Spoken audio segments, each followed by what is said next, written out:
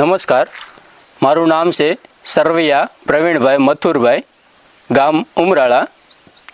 મારો mobile number છે 95 74 51 34 74. આમ 2016થી મેં પ્રાકૃતિક ખેતીની શરૂઆત કરેલી. આમ 2016-15ની અંદર જ્યારે વાયબ્રન્ટ ગુજરાતના મેળામાં અમે ગયેલા અને ત્યાંથી મને એક બુક મળી હતી જીવામૃત બનાવવાની, અને એ બુકના થ્રુ મેં જીવામૃત બનાવવાની શરૂઆત કરેલી. અને અમે ઘર પૂરતું શાકભાજી, ફળપાક અને સિંગ 1 વીઘાની અંદર કરતા હતા એમ, અને ઘરનું જ તેલ ખાતા હતા એમ. ત્યાર પછી ધીમે ધીમે આગળ વધતા ગયા અને 2018-20થી અમે અમારા ખેતીની અંદર સંપૂર્ણ પ્રાકૃતિક ખેતી કરી દીધી.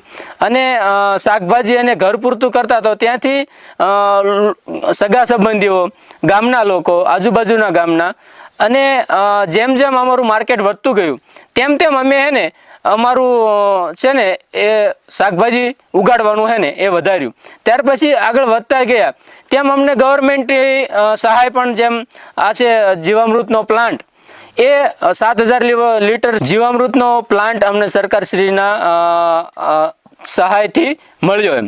અને એ જીવામૃતના પ્લાન્ટથી આજુબાજુના ખેડૂતો પણ જીવામૃત લઈ જઈ અને પોતાના ખેતરની અંદર ઘરના શાકભાજી અને પ્રાકૃતિક ખેતીની શરૂઆત પણ કરેલી.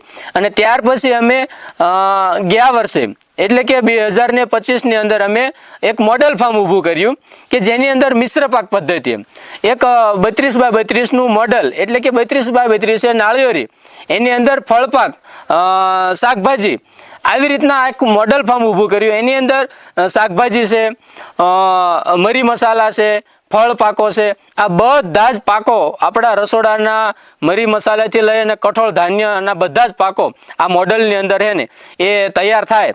અને એ મોડલ થકી આજે વેચાણ પણ અમારું સરસ મજાનું થઈ રહ્યું છે, કે જે વેચાણ આજે અમારે ઘર પૂરતું હતું, સગા સંબંધી પૂરતું હતું, એ વેચાણ ગામથી લઈ અને અમે અમદાવાદ, ગાંધીનગર સુધી એ માર્કેટ અમારું પહોંચ્યું છે.